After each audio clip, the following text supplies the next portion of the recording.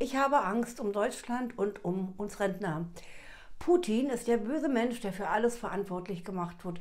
Dafür, dass alles teurer wird, dass unsere Energie teurer wird, unsere Lebensmittel, Mieten, Diesel, Sprit teurer werden. Das wollen uns die Medien vermitteln. Wie ich persönlich das sehe, erfahrt ihr in diesem Video. Mein Name ist Jutta Martin, ich bin Diplom-Finanzökonomin und Autorin mehrerer Steuerratgeber, unter anderem des brandaktuellen Ratgebers Steuern sparen für Rentner. Den Link dazu findet ihr unter diesem Video. Ich informiere auf meinem Kanal über aktuelle Themen zu Steuern und Renten. Deshalb lohnt sich durchaus ein Abo. Sichert euch auch die kostenlose Checkliste speziell für Rentner oder die Gratis-Anleitung in 7 Schritten zur Steuererklärung. Die Links dazu sind ebenfalls unter diesem Video zu finden. Inflation, Ukraine-Krieg und Energiepreiskrise verunsichern viele. Öl- und Gasembargo kommen bald und bedeuten für unsere Wirtschaft nichts Gutes. Reis, Getreide, Mais werden durch den Krieg natürlich weniger angebaut. Viele weitere Beispiele könnte ich hier noch aufführen. Lebensmittel werden zwangsläufig teurer. Für Strom, Gas, Öl und viele weitere Produkte sieht es nicht anders aus. Ja, zum Verdeutlichen reicht das aber erstmal. Wie gesagt, die Liste ist unendlich lang. In Wirklichkeit sieht es aber doch so aus, dass Deutschland, also in meinen Augen, wie ein großer Selbstbedienungsladen zu sehen ist, der ja langsam leer geplündert wird, und für das Volk bleiben nur die Krümel und der Dreck übrig. Die Grünen an der Regierungsspitze bedeuten nichts Gutes. In gerade mal einem halben Jahr, das muss man sich mal reinziehen, ja, haben sie es geschafft, Deutschland in Gefahr zu bringen und an den Rande eines Kriegseintritts zu führen. Eigentlich hatten die Grünen sich immer als die Partei des Friedens präsentiert. Weg von den Windrädern hin zu den Waffen. So sieht doch der Wandel aus. Und der wurde sehr schnell vollzogen.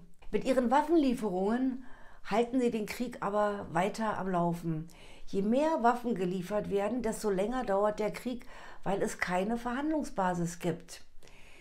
Leidtragend ist die Zivilbevölkerung und letztendlich bringt uns Deutschland mit diesen Waffenlieferungen alle in Gefahr. Das darf man nicht unterschätzen. Habeck geht ja so weit, dass er Menschen, die gegen Waffenlieferung sind, ja auf der falschen Seite sieht. Also jeder, der will, dass keine Waffen geliefert werden, ist dafür, dass Menschen weiter abgeschlachtet werden. Das ist die Version von Habeck. Aber für ihn bedeuten Waffen gleich Frieden. Also das ist echt krass. Waffen gleich Frieden, das muss man sich mal vorstellen. Aufrüstung für den Frieden, das geht überhaupt nicht. Die Grünen sind in meinen Augen auf dem Weg zur Kriegspartei. Also wer Soldaten ausbildet, ist nach dem Völkerrecht Kriegsteilnehmer. Durch die Ausbildung der ukrainischen Soldaten in Deutschland wird unser Land immer tiefer in den Krieg hineingezogen. Wir müssen verzichten, so lautet der Aufruf der Regierung. Bitte erinnert euch, liebe Zuschauer, Gauck sagte am 10. März 2022 bei Maischberger: Wir können auch einmal frieren für den Frieden und wir können auch einmal ein paar Jahre ertragen, dass wir weniger an Lebensglück und Lebensfreude haben.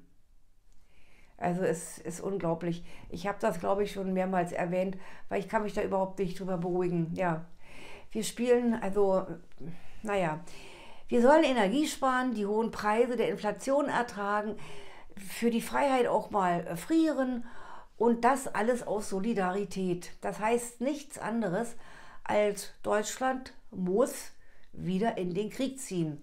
Auch wenn es heißt, dass wir nur Waffen liefern und Wirtschaftssanktionen verhängen. Der Konflikt dauert ja nun schon seit 2014 an und Deutschland hat aus meiner Sicht nicht das Recht, sich da einzumischen, zumal das Land, also die Ukraine, ja nicht mal Mitglied der EU ist. Frieden, Sicherheit und Wohlstand in unserem Land, das sollte das Wichtigste für die Regierung sein. Darum schert sich die Regierung aber einen Dreck. Das Volk muss immer den Schaden tragen. Das war eigentlich in jeder Gesellschaftsordnung schon so. Aber dass man noch den Krieg schürt, wird sich eines Tages, denke ich mal, ganz bitter rächen.